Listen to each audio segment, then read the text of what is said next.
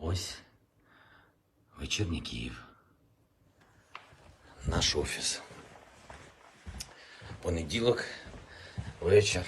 Ви знаєте, ми звикли говорити понеділок день важкий.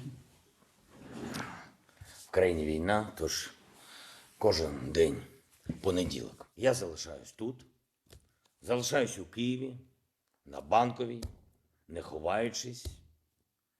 І нікого не боюсь, стільки, скільки потрібно, щоб перемогти у цій нашій. Today it's not enough to be the leader of the nation. Today it takes to be the leader of the world. Being the leader of the world means to be the leader of peace. Peace in your country doesn't depend anymore only on you and your people. It depends on those next to you, on those who are strong. Strong doesn't mean weak. Strong is brave and ready to fight for the life of his citizens and citizens of the world, for human rights, for freedom, for the right to live decently and to die when your time comes, and not when it's wanted by someone else, by your neighbor. Today, the Ukrainian people are defending not only Ukraine. We are fighting for the values of Europe and the world, sacrificing our lives in the name of the future. That's why today the American people are helping not just Ukraine, but Europe and the world to keep the planet alive, to keep justice in history. Satellite images show Mariupol's main theater. In front and in back are signs in Russian that read children. They're large enough to be visible from the air.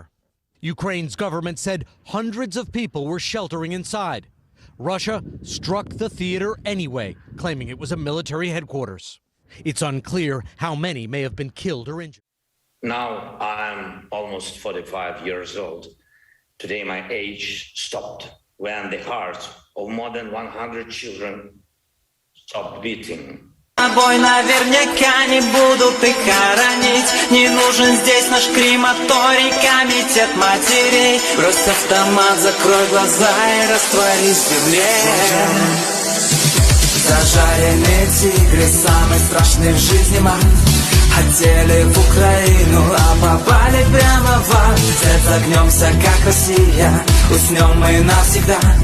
За интересы Вовы не вернемся к матерям. Темноту прорвали ярко, мы стреляли в иномарку. По жилым кварталам жарко, мы работаем ордой. Наши танки горят ярко. Нитро. Алло, Нитро для удара. Передаю. Нитро, я удар. Алло, Нитро, я удар. Слушаю тебя. удар я Нитро. 6-й полк почти потерял. Что? 6-й полк пока не могу доложить, пока собираю. Очень много потерь. Ждали. Голова колонны попала в засаду. Командир полка погиб. По остальным разбираюсь. Сейчас как разберешься, всех соберешь, мне доложишь, как понял. Оттуда били артиллерия, танки. С беспилотника, так я понял, Байрактар летает. Остальным сейчас потерям разбираюсь.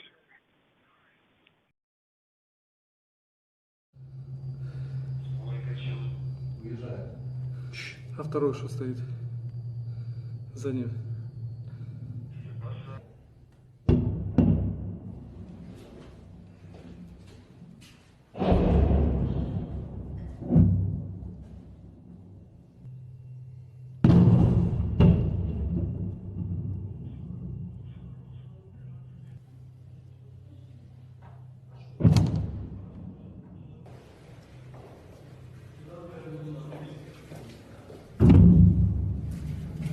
Пес.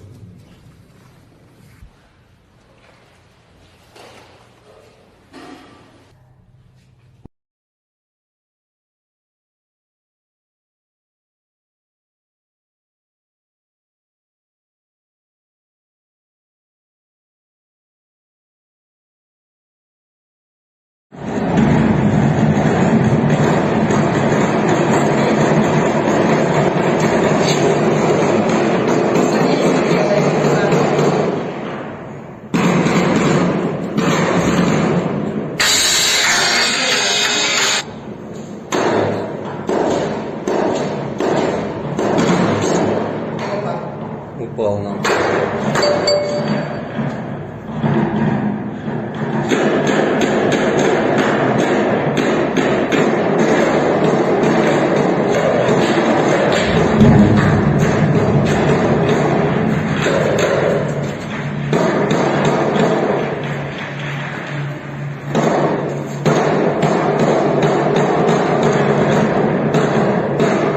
Стекло разбито в машине.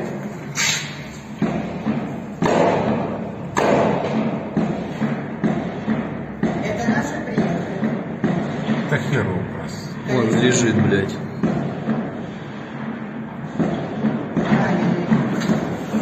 Хуй его знает, наш, не наш. Да не наш. Это Урал, блядь, хуй что там наш.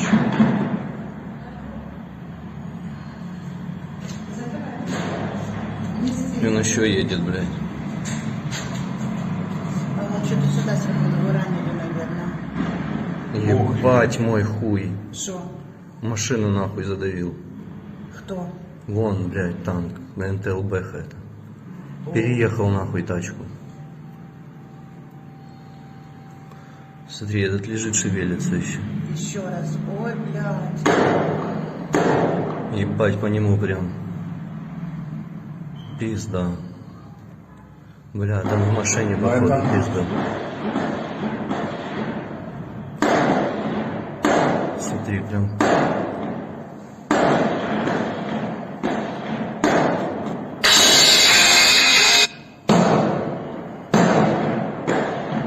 Это наш? Ну вот этот наш бегает. А там кто-то тоже.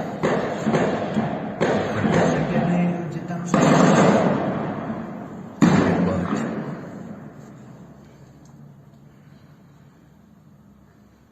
А чё тот остановился? Вот так? Да, машину заебашил. Сами машину поставили. По ним гатит. А по ним он гатит тоже.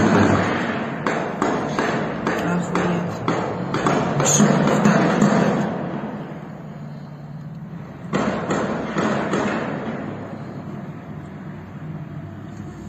Это пизда.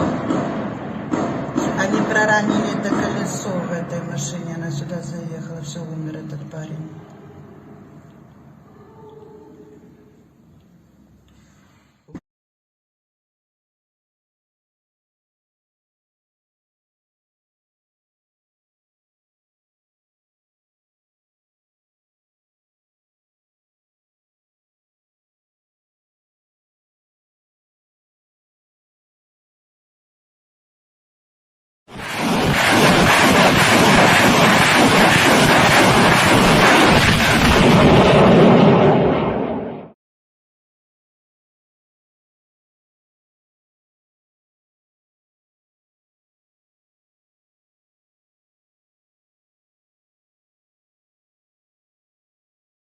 В суті, да.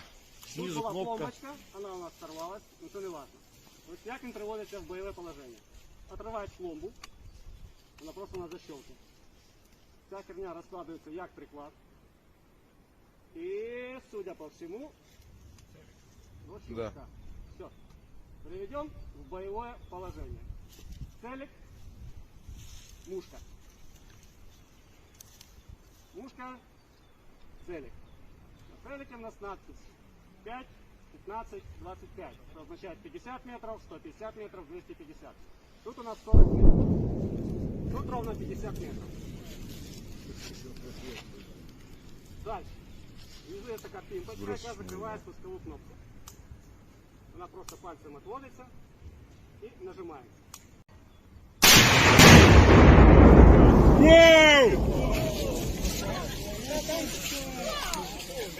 Ну да, все легко и просто, в принципе. Не знаю, как она полетит. Давай, давай, снимай. Рот. Выстрел!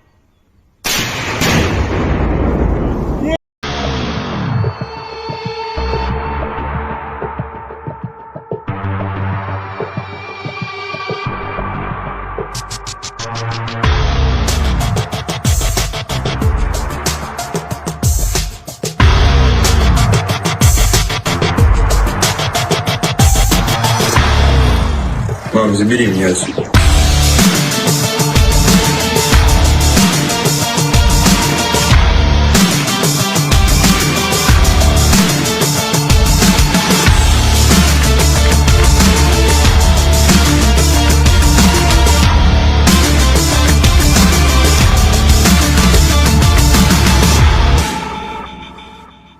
siege for days. This week, a resident was recording a video message when one of the airstrikes hit.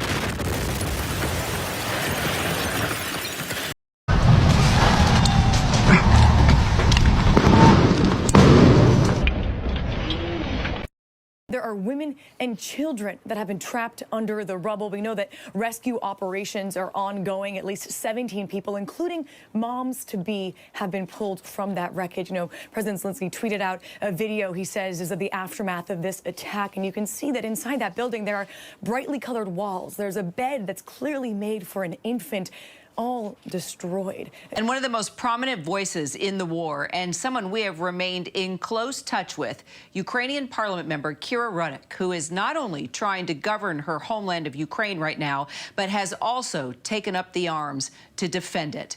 Kira Rudik is leader of the Global Political Party. She joins us now. Kira, just bring us up to date. We talked about a week ago. How are you right now? How are you holding up? Hello, thank you for having me. Well, we are holding up great.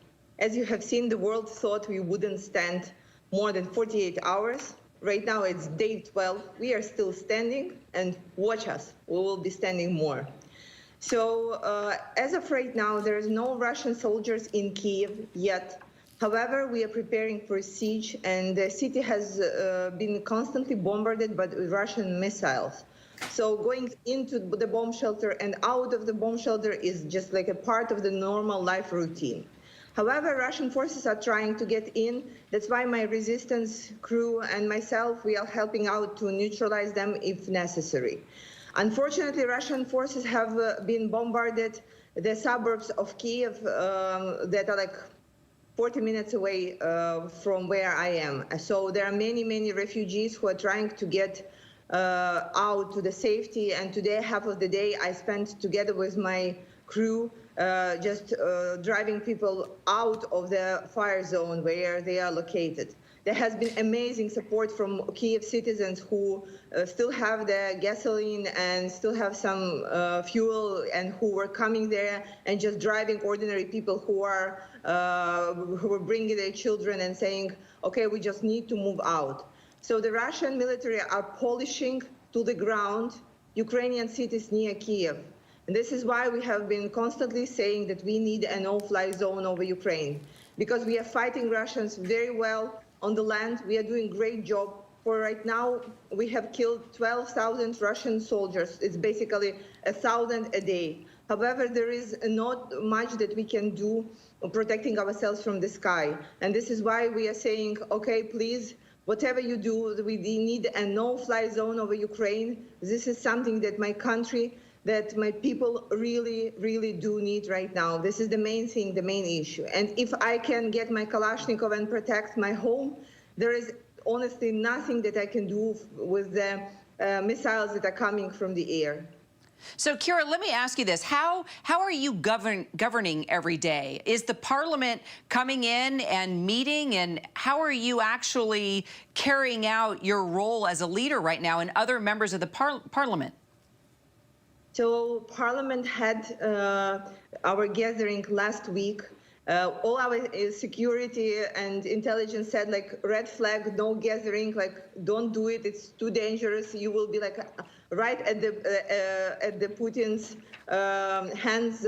He will be able to, with one shot, destroy like too many people. But we still gathered together, and we voted for the important legislation parts, legislation pieces. We were singing national anthem right there at the Verkhovna Rada, and it was a symbol of unity, because, you know, our doctors are still working, our soldiers are fighting, our teachers are teaching, even in refugees camps. So why would parliamentarians wouldn't come together and do and fulfill our duty? So this is what we have done, and we continue working as politicians, coordinating, gathering troops, making sure that everybody has supplies. And honestly, right now, I'm just making sure that Kyiv is prepared for a siege that we are expecting within the next week. So Putin let is me gathering- ask you about that. You're talking about preparing for the siege. I see behind you, you've taped up the windows. You've secured the windows behind you. Can you describe to me what you've done to make your area there safe? And also, you know, when I talked to you last week, you were training on your gun. You had not used your gun yet. Are you prepared to use your weapon, and have you used it yet? So describe how you've made your bubble there safer, and then talk to me about your weapon. So, good job figuring out this. So all the windows at the house where I'm located right now, they're all taped. So this is done. So if there is a missile hit just near the house, so when the glass is getting in, so the person who is standing right behind it wouldn't be killed by fragments. So it will just like go down like one piece. And this is super important. This is the first thing that we've done. Second, we have sandbags near the windows on the first floor. Then we had created like a small kind of shelter where we all hide under the stairs. This is where it's safe. We have all the supplies and food and medical aid planned for 14 days for the whole resistant unit that I'm leading right now. And it was quite an operational job to calculate all of that and make sure that we do have enough of stuff. And we are training 2 hours every day. So we are training to run with the rifle. We are training to load and unload it. We are training with different positions. So it's been 12 days, and I'm much better now than at the day one, that I can tell you for sure. And if there will be a necessity, and it seems like there will, I will be able to use my rifle and protect myself and protect our home. Wow. Do you think that Putin is aware of what's happening inside Ukraine right now? Do you think he's in touch with what's really happening and how you are rising up and you are ready? And so tell me that first, and then do you have a message for him at this time? So I don't think that he's fully aware. First of all, because he definitely miscalculated the amount of forces he needed to send here. And I like to say it's because he didn't count women in, and he only counted men. And now it's a big surprise for him that we are standing so bravely. However, I do understand that it's because of the major miscalculation that he has done, and because of the bravery of Ukrainian people who are standing up at every single point of every single piece of our land that they are defending and we are defending today. So I'm not sure that he fully understands why do people in our cities, when the cities, smaller cities are taken, why do they go out on the streets and laugh at the face of the invaders and say, you didn't take us? Well, you can come in and say, this is our city, but the city is us. So go away. And singing national anthem and laughing in their faces. This is what happened in Kakhovka yesterday. This is what's happening in Kherson. Unarmed people go out on the streets and say, no, you cannot have us. You can shoot us, but you cannot have us. You didn't conquer our city. We just deny it. And this is super surprising for Russian soldiers. And this is super surprising, should be surprising for Putin if he knows what is happening. I'm not sure that he's aware about this. Have you witnessed, there's been talk of Russian troops sabotaging their tanks, not sure why they are there, not wanting to fight, not wanting to hurt the Ukrainians. Have you witnessed that? Have you heard that from anybody there on the ground? Have you experienced that? So my colleague from my party, Roman Kostenko, is in Nikolaev. It's a southern city. He is actively fighting there. And he is saying that he sees lots of weaponry and lots of tanks that are were left behind because the soldiers ran away. And he was telling me when I asked, how are you doing? He said, would you believe in my troop, in my unit, if somebody would do that, there will be a punishment for that. I cannot believe they're doing it. So yeah, they do forfeit. They do forfeit their weaponry and the tanks and the military equipment because sometimes they're just facing the resistance that they didn't expect to be here. You know, Putin told them that they will be liberators. I heard the story that they said, We thought that we would come, we will be given our food, we will be given warm clothes, and Ukrainian women will be throwing themselves at us. And I'm just like, we will be throwing Molotov cocktail at you guys. Have you seen yourself? So, Kira, you always get straight to the point. So can Ukrainians physically take Putin down? Do you think that's what is going to happen here? How do you see this ending? I see. First step, we need to be provided with a no-fly zone. Second step, we remove all the Russian soldiers from our soil. This is the only positive outcome of this I can see. The rest are negative outcomes, and I don't want to talk about them. They are just too depressing. We are intended to win. We are concentrated on the victory. We are very motivated. You see, there has been 12 days. We are still motivated as day one.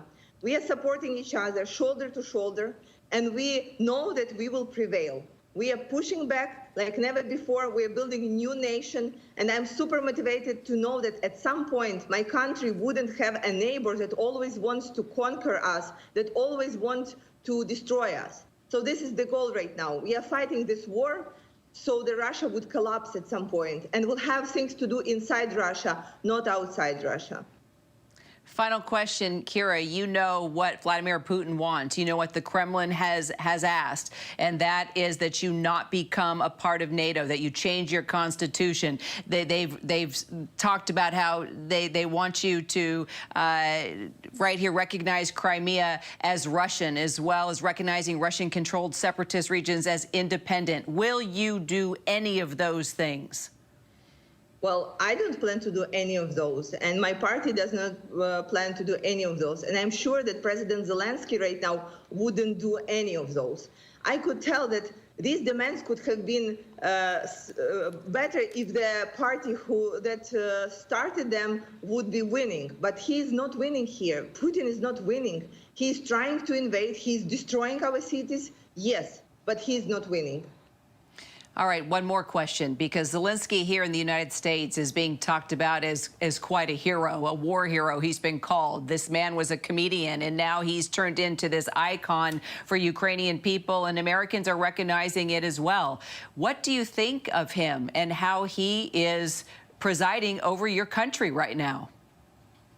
So 12 days ago, I was one of his harshest critics for the things that he was doing wrong. Right now, I don't care what he's doing wrong. I think what he's doing right is saving our country and standing up for it. This is what the leader should do, and that's why I support him at every step that he's doing right now. He didn't flee, though he could. He didn't bend, though he could. And he is right now showing the world how much of resistance Ukrainian leadership could be. And this is fantastic. Kira, let's stay in touch. Please send us more photos of your training, your preparations, more on your resistant unit. We want to stay in close touch with you. Kira, we appreciate your time as always. Thank you so much. Thank you for having me, and glory for Ukraine. Channel Dost, they have both closed down. We're here at the big table. With me now is my colleague Emily Sherwin. You know her well. You know her from her reporting from inside Russia. That is not possible now, but we're glad you're safe and sound here in the studio with us. Talk to me about this draconian legislation that was passed today.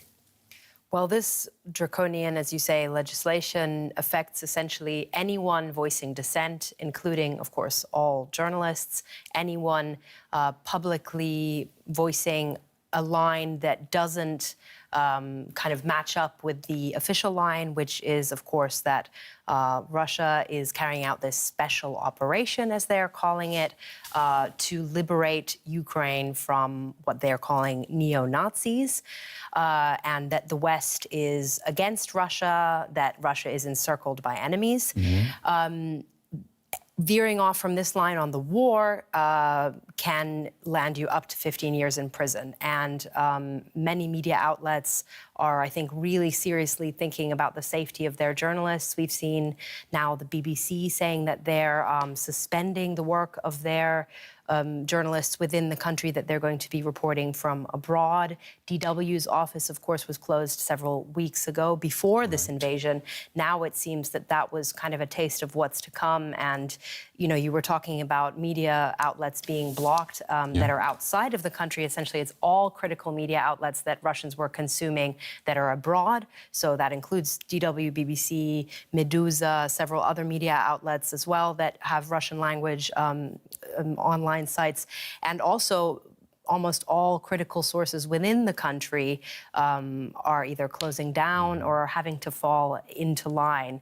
And social media is coming under pressure. So Facebook today has also been blocked now by the Russian media watchdog. So really draconian measures, as you're saying, you know, that are supposed to make people feel afraid of even posting on Facebook. And where do Russians go now if they want to get unfiltered or uncensored news about what's going on? Well, they can still access media websites that are being blocked outside of the country if they use a VPN. So that means that they're essentially using, you know, an app or something like that to hide their IP address and pretend that they're in another country outside of Russia. And that means that they can freely then access information.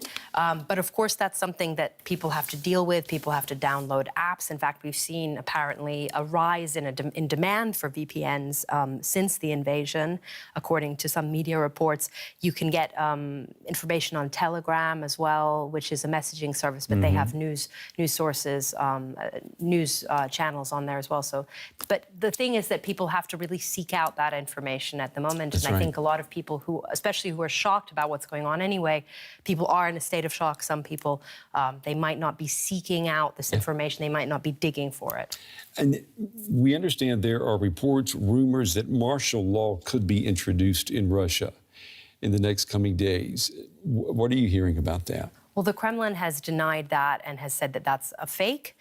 Special military operation is going to plan. Russian soldiers and officers are acting bravely, like true heroes.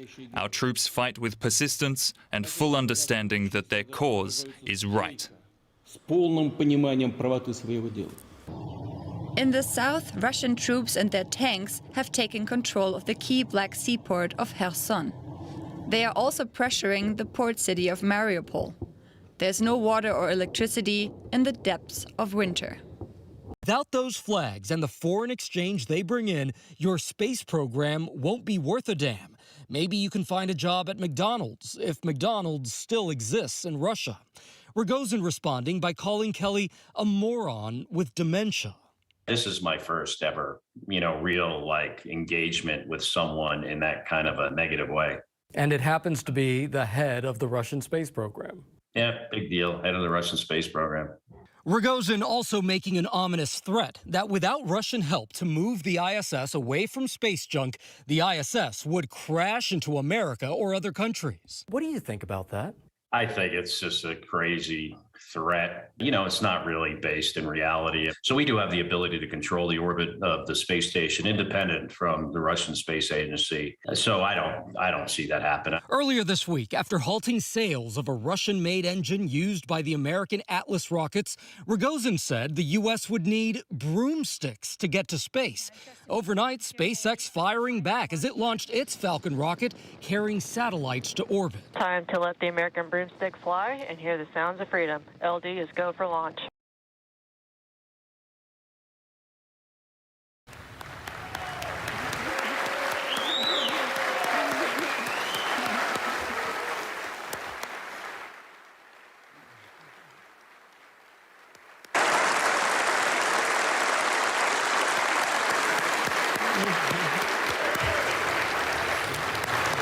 Obviously, applause in that room. This is a congressional